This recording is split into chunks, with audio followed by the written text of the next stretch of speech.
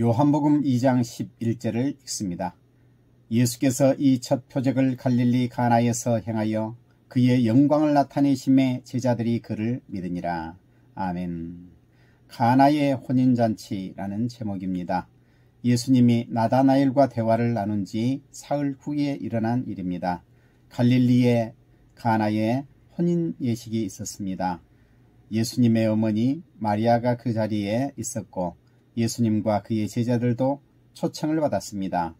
그런데 잔치 중에 포도주가 바닥났습니다. 그러자 마리아가 예수님에게 말합니다. 포도주가 없다. 예수님은 다소 매정한 말을 합니다. 나와 상관없는 일입니다. 아직 나의 때가 아닙니다. 그러나 마리아는 하인들에게 말합니다. 너희에게 무슨 말씀을 하시든지 그대로 하라. 그 집에는 정결 예식에 쓰는 돌 항아리 6개가 있었습니다. 예수님은 그 집 하인들에게 항아리에 물을 아기까지 채우라고 말씀하셨습니다. 하인들은 그 돌 항아리에 물을 채웠습니다.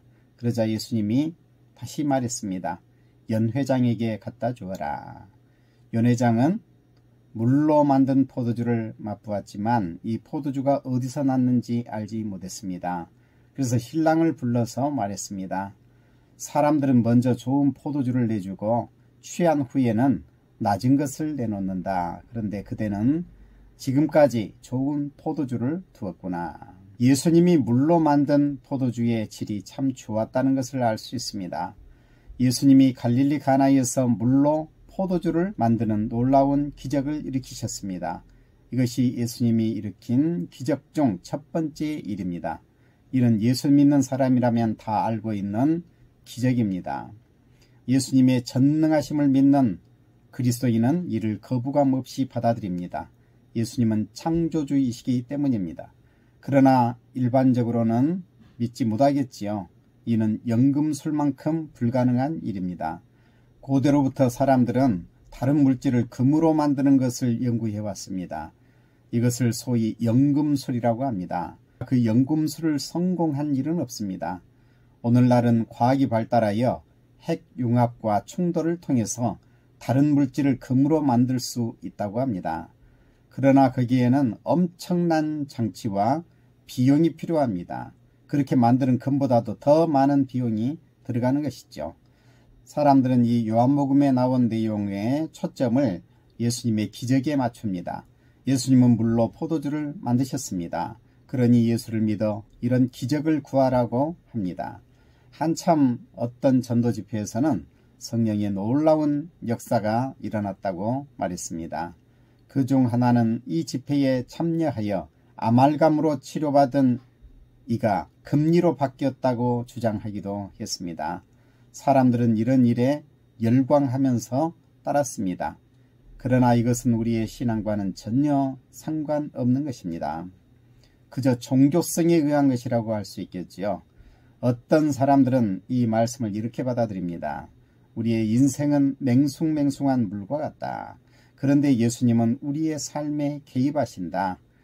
예수님께서는 아무런 맛도 없는 물처럼 참 재미없는 인생을 포도주와 같은 달콤한 인생으로 바꾸어 주신다.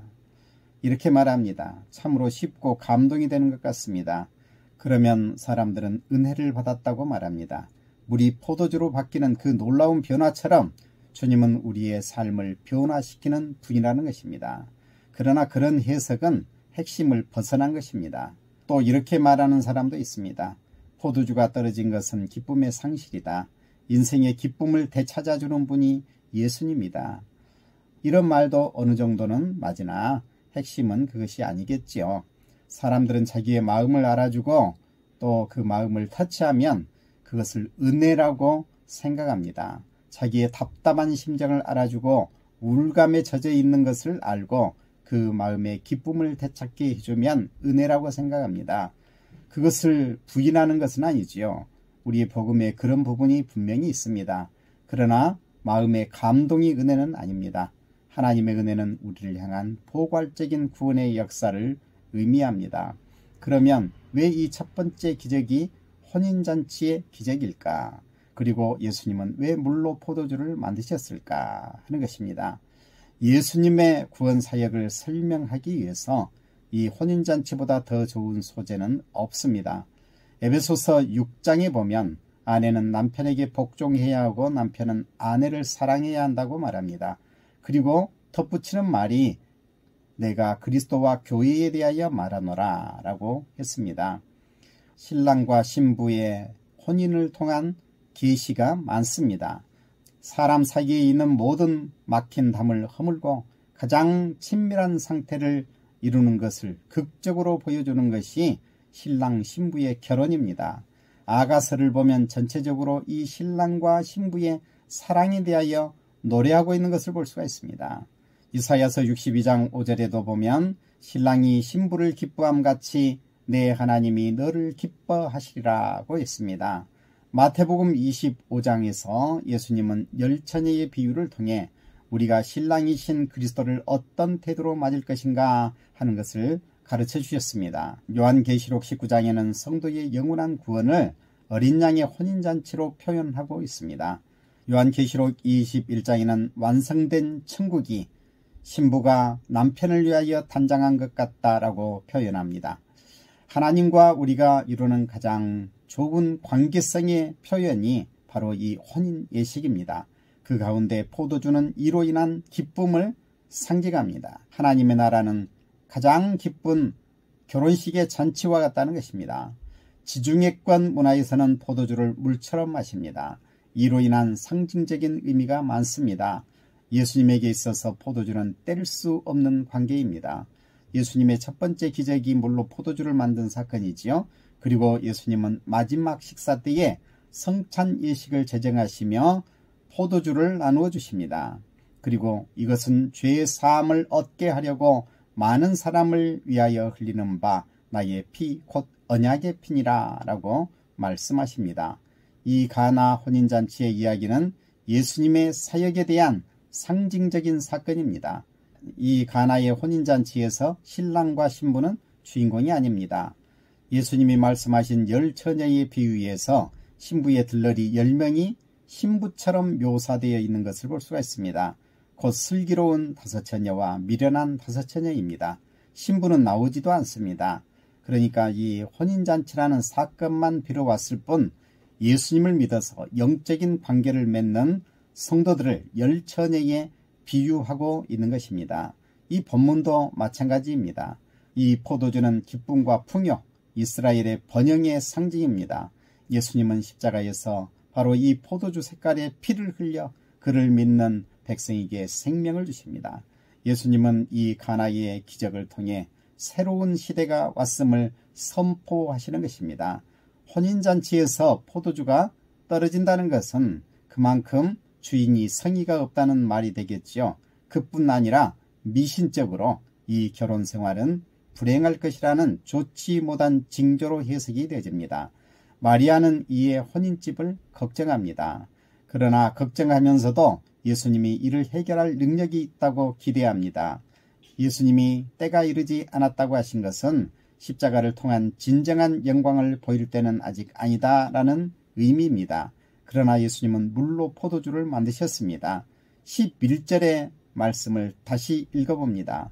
예수께서 이 표적을 갈릴리 가나에서 행하여 그의 영광을 나타내심에 제자들이 그를 믿으니라. 이 가나 혼인잔치의 기적의 목적이 분명히 나와 있습니다. 그것은 바로 예수님이 자기의 영광을 나타내시기 위한 것입니다. 제자들은 이 사건을 보고 예수님을 믿었습니다.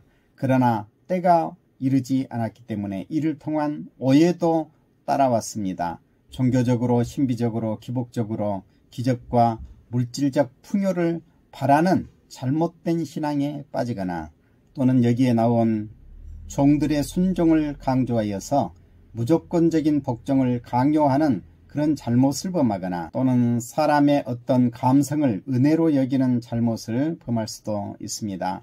예수님은 십자가의 죽음으로 우리를 영원한 하나님의 품으로 인도하십니다.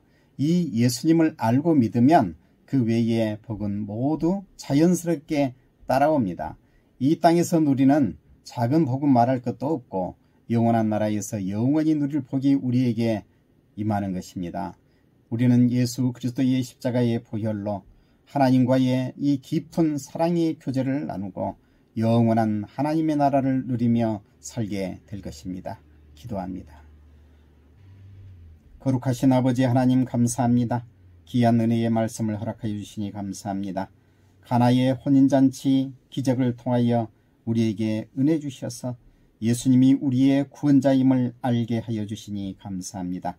우리 예수님은 하나님과 우리 사이에 있는 모든 막힌 담을 흐시고 하나님과 깊은 교제의 관계를 맺게 하신 줄을 믿습니다.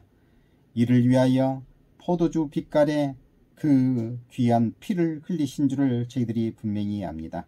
우리 주님 예수 그리스도를 통해서 우리에게 놀라운 은총과 복이 임하는 줄을 믿습니다. 주님 안에서 우리는 늘 평안을 누리며 영원한 하나님의 나라를 바라보며 살아갑니다. 우리는 마침내 승리할 것입니다. 영원한 하늘나라에서 영원히 하나님을 섬기며 살게 될 줄을 믿습니다. 그런 미래가 있기에 오늘 우리는 이 세상을 힘있게 살아갑니다. 우리의 삶에 임하셔서 우리를 강하게 하시고 믿음으로 늘 승리하게 하여 주옵소서. 예수님의 이름으로 기도드리옵나이다. 아멘.